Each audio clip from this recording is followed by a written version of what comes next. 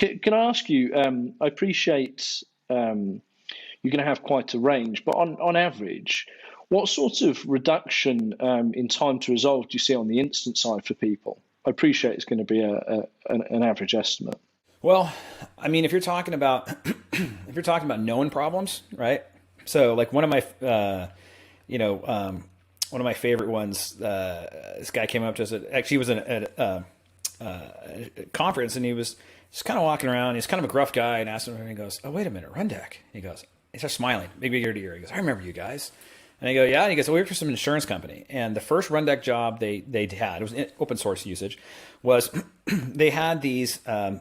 It was this poorly constructed as a complex underwriting app. So like 5 different people had to log in this web app and underwrite, like this big complex, like mega real estate type insurance, right? For, big developers. And if one of those people walked away from the computer, shut their laptop, got a cup of coffee, browser timed out, whatever it might be, there was a database, in the database, there was a record level lock on that policy. And you could not get back in. So you're locked out, right? Everybody is locked out. And so what you had to do is they called the help desk, and invariably it was when, big real estate developer was on their way to their office to talk about their portfolio, and the broker somewhere in the globe couldn't get in. They're screaming. They had to, so the help desk would page, and basically it ended up paging one of their like 5 DBAs in the whole company, who would literally have to get out, 5 people for a global operation to basically run this little PowerShell script that unlocked that record, right? And it was just, this has happened 20 to 30 times a month, right? And the argument went all the way up to the CIO, right? Of, hey, we've got to fix this problem, right? And in the code, and the head of engineering said, no, we're going to replace this system in the next 2 years, which is never going to happen, right? So therefore, no budget, no time. You have a fix. It's this P1 DBA bug, right?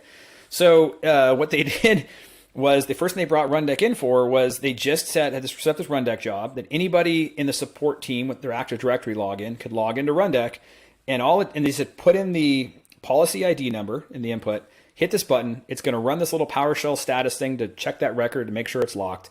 If it is, it calls a little PowerShell script to unlock it. Oh, I forgot. It opens a remedy ticket before and after, right? So a ticket gets opened, this thing gets unlocked, and anybody in the help desk could run it, right? Now 20 to 30 P1 DBA bugs, fire drills a month disappeared, right? People are like, right? So it's one of these weird ones where it's so simple, right? It's just an easy thing. But it took all of that rigmarole and disruption and took it away, right? So just looking at the timer reduction doesn't always sell the picture. But if you think about it, for ones that are known problems like that, where all I got to do is do a quick check, do a quick, this cache gets stuck, run this command to clear the cache, be done. Or there's this, the firewall, rule change made a problem, so do this, open this, DMZ port up, or whatever it is, right? Or rollback or failback or whatever, failover, whatever it might be. So that you're talking, it's 80, 90%, right? I mean, it's literally just how long does it take for either the system to sense it and run it automatically, or for the human being to say, run the diagnostics, they all run, and then I'm going to try this resolution. So, that one's pretty obvious, 80, 90%, for known issues. For unknown issues, it ranges, right? You see somewhere, people talk about on average, like 20, 30%, reduction just from kind of across the board of the unknown issues, from having those, pre-built diagnostics, and that can range, so they say per incident type, it's anywhere from like 20 to like 50, 60%, right? Just because, certain things, like certain classes of problems, we just know that, hey, there's these kind of random memory issues that happen, right? So we got to do these rolling restarts. And so that's maybe 60 to 70%, faster than it used to be. It's pretty simple and straightforward, but other things are a little weirder. So just having the diagnostics, that'll help us as well. So, that's sort of the range, but I think the most exciting one that it can point to consistently is the reduction in escalations. And this one when it first happened, it was actually working back with a U.S. entertainment company like about 5 or 6 years ago now, back in the early days,